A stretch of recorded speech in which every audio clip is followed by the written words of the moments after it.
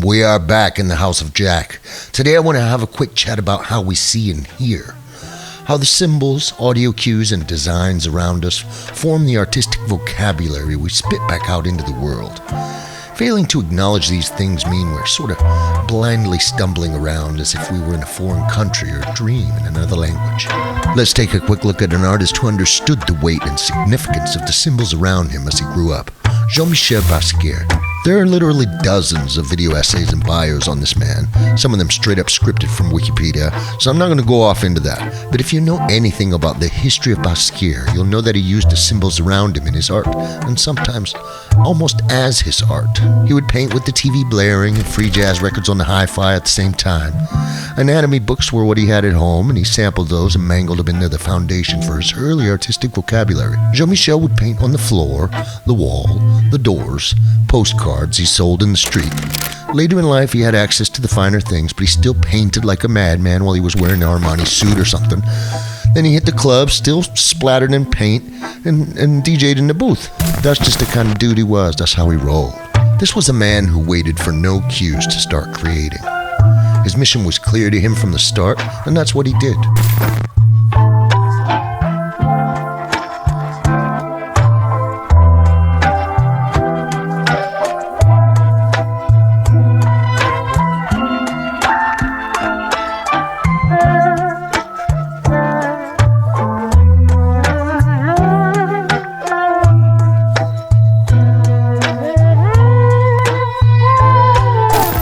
By the time he was in the limelight enough to give interviews, some interesting things started to happen. Where did the words come from? Real life books, television.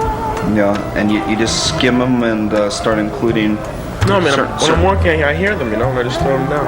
Oh, yeah? Well, I mean, things like Punic Wars, I remember that was in one of your... Oh, that was from a guidebook on Roman history.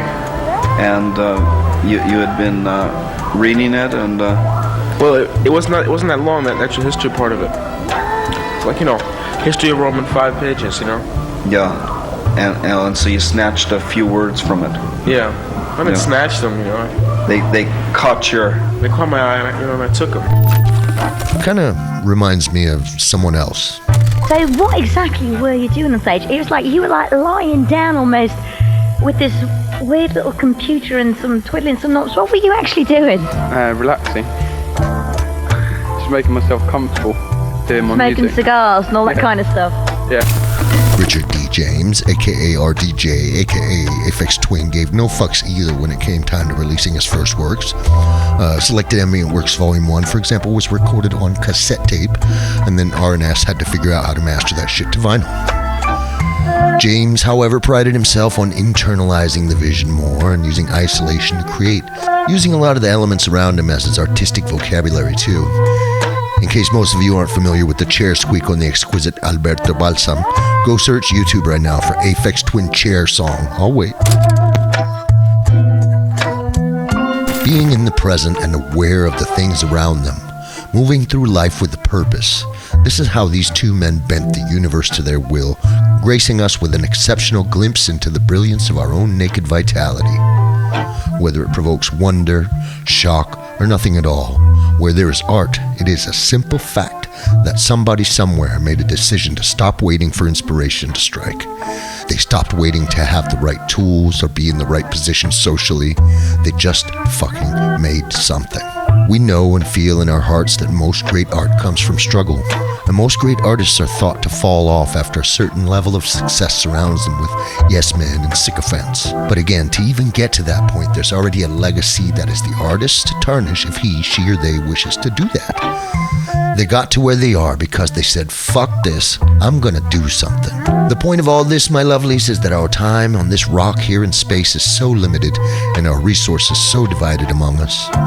But the one thing we share is that deep within each and every one of us is a master, a creator, a visionary, and a dreamer.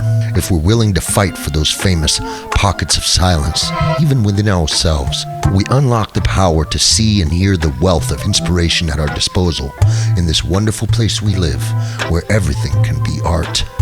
I'm Gunjack, y'all, and if you like today's content, check the description for more inspiring links and goodies, and we'll see you next time on the House of Jack.